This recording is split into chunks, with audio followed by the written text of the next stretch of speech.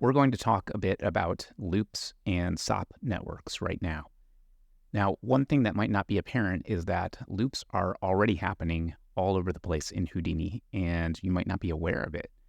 The first place that you should understand that loops are happening is just in a simple network here. If we look at this network, I have a very simple one. It's just a grid with a little mountain SOP doing displacement, and then a attribute adjust color SOP, which allows us to use a noise pattern for generating color information on our geometry. And you'll see that we have animation on here. So the mountain here is animated. Now, in order for this to happen, what's going on is that every time we advance the frame, our network graph is recooked. And one way you can tell that you have time dependencies or that your graph is going to recook every time you advance a frame is you can look for this little badge here, which is the time-dependent badge. So it can be helpful if you don't need time dependencies to make sure that you're not getting these badges. There's a few things that you can do. One thing you can do would be to freeze geometry at a certain point. I'll quickly show you how you might want to do that. There's a node here called a time shift. And let's say we wanted to park it on frame 72. Right now it has a default expression in there saying just grab whatever the frame is. But I'm just going to right click and delete the channel out. And I'll wire that in. And what you'll see is here we've frozen this at frame 72.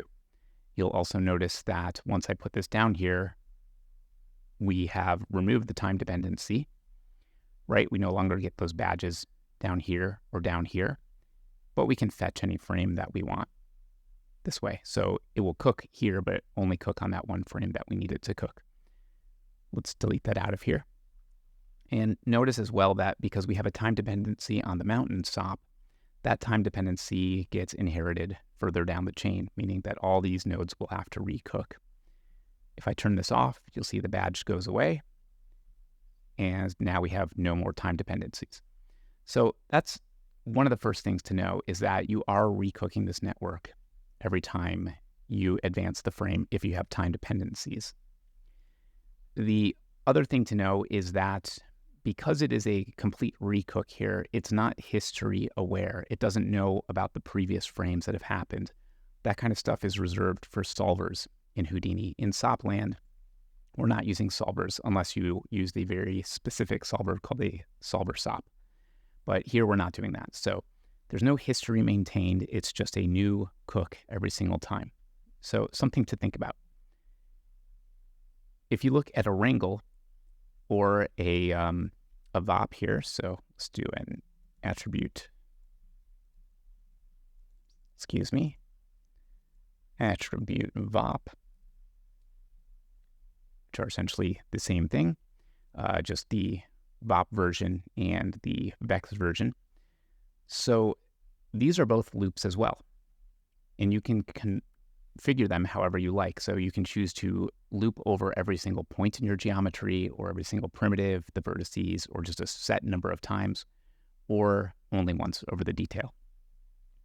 So by looping over these things, it's very similar to SOP land. You're only aware, or these nodes are only aware of the current element that's being looped over. Now there are functions to fetch the values of other elements inside the loop that's happening in here, but just be aware that it's typically only using the values that are on that one point, and it is only dealing with the information about one point at a time.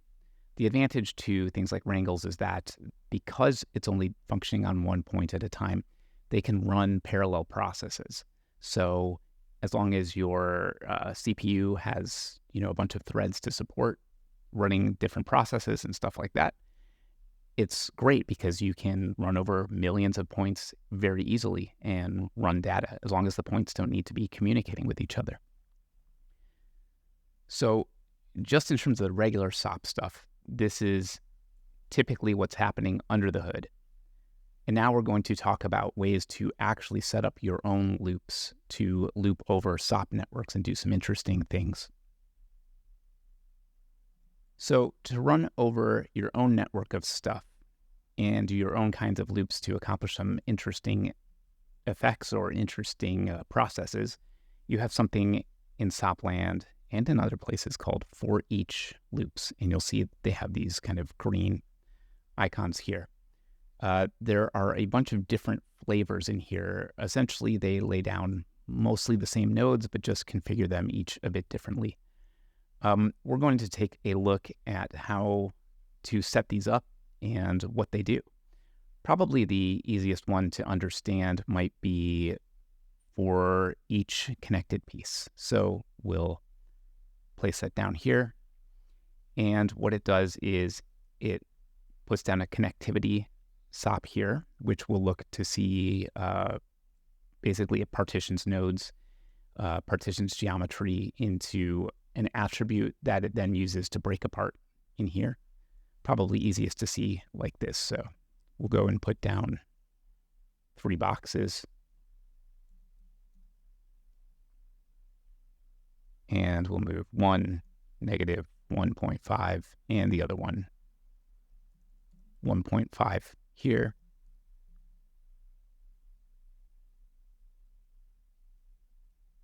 Merge them all in, wire that into the connectivity, and then out here. So nothing is happening right now because we don't have anything actually happening inside the loop. So this orange block defines the loop, and that's where all the magic happens.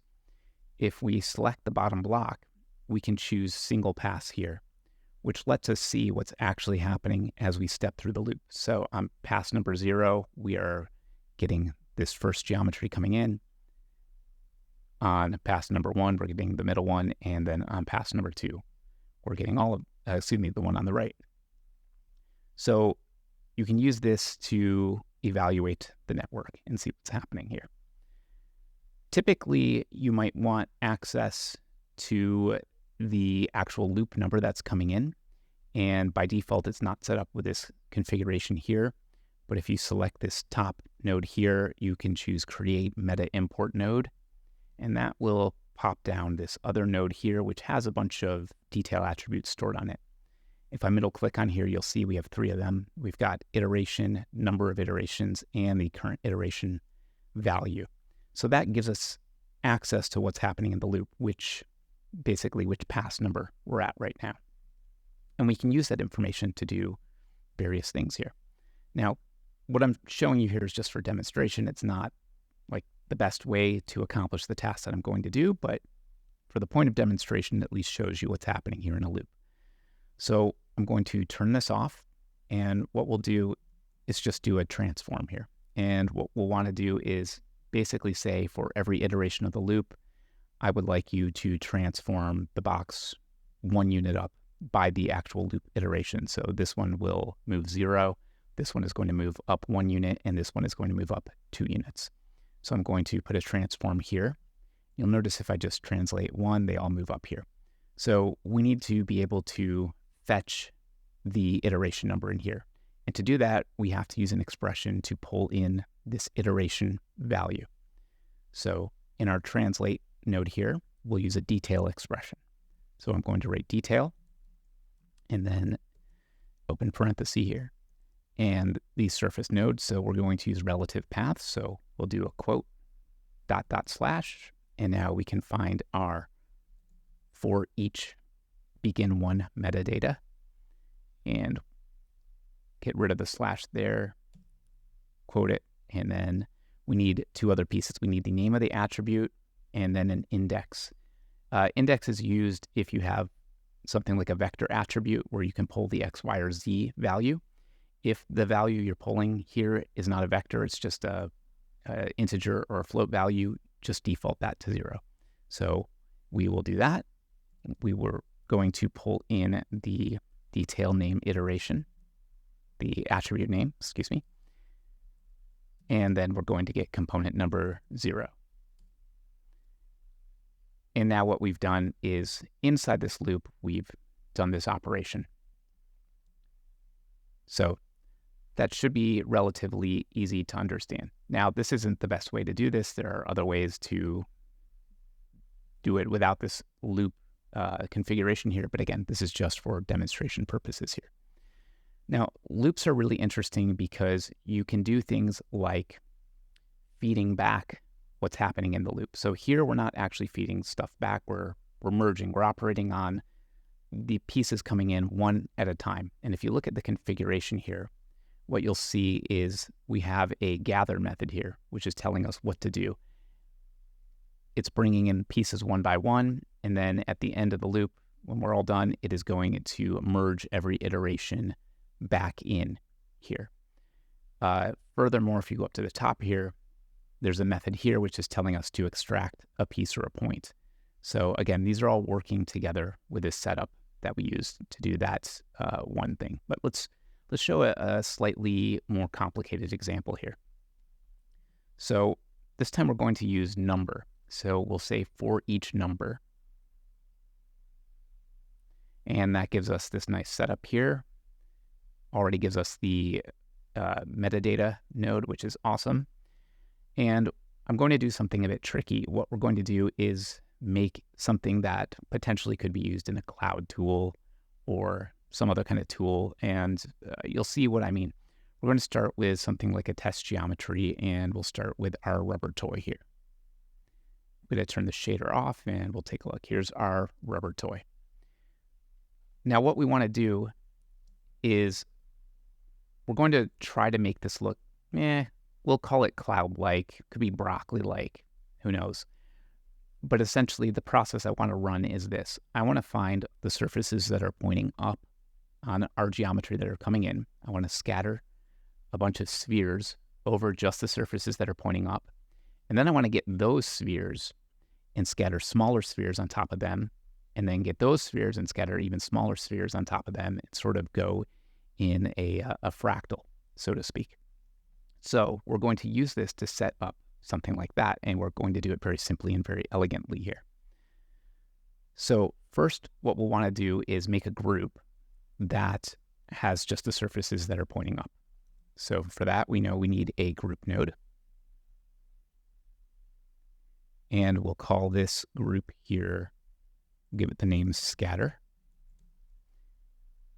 We'll turn off the base group. Now we'll go back to binormals and we'll change this to 1 for pointing in positive y, and then 0 here. And we will need to narrow our spread angle. So let's make our spread angle something like 65. Okay. So that is going to wire right into our loop. Now we need to set up our loop correctly, because right now it's not set up right. The gather method here is set to merge. So if we actually look at the points here, let's put this at 2 iterations. Incoming, I'm hovering over here. We're starting off with about 12, almost 13,000 points. And when we come out, you notice our points have doubled. And that's because it is making 2 unique copies of this, or rather the original and a copy.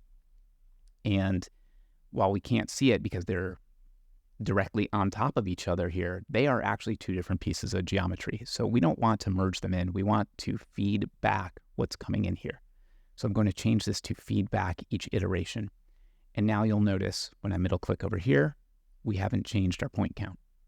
So that's great. When we go up to our begin block, we're still fetching the input that's coming in. So we're not actually fetching our feedback in here. So that also has to be changed to fetch the feedback. Now we're in business and we can start working. Okay, so what are we going to do? We are going to make a sphere. And I'm going to change this into a polygon. And what I'm going to do is copy a bunch of copies of this sphere all over those surfaces here. So we're going to use something called a scatter and align. And what that will want to do is, or what that will do is make a bunch of points all over here. So I'm going to choose scatter and align. We're going to look inside here. And the reason it's not doing anything is because our scale is way too big. I think we get 1 point there. So let's go ahead and dial this down a little bit. And now we start to see points showing up. Now they're scattered all over the geometry. So let's change our group here to scatter. And now we're only making points over that group that we have set up here. To copy the sphere onto those points, we use something called a copy 2 points SOP. And the way this works is the thing we want to copy, which in our case is the sphere, goes in the first input, and the points that we would like to copy the sphere onto go in the second input, like that.